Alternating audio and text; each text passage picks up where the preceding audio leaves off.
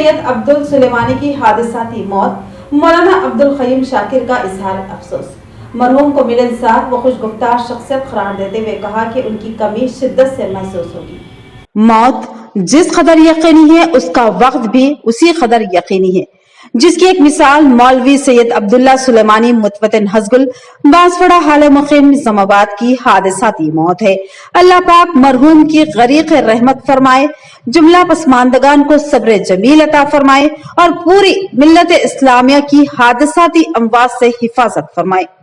मरहूम बिल्कुल सीधे साधे मिजाज के हामिल, मिली मसाइल में पेश रहने वाले और इंतहाई मिलनसार थे।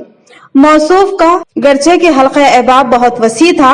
सियासी व समाजी अफराद से आप बहुत गहरी वाबस्तगी रखते थे। चूंकि दुनिया जो फानी है बस वो आ गई। अल्लाह पाक हाफिज मरहूम की मग़फ़िरत फरमाए और उनके दर्जात बुलंद फरमाए।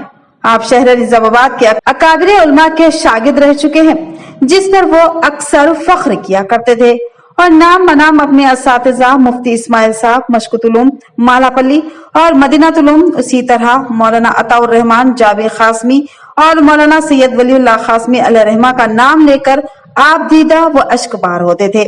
उनके हक में दुआएं करते हुए तस्करा करते थे कि दीन और इल्म दीन की खिदमत तो उन लोगों ने की है और खुद मेरे ऊपर उन लोगों के और उन इदारों के एहसानात हैं।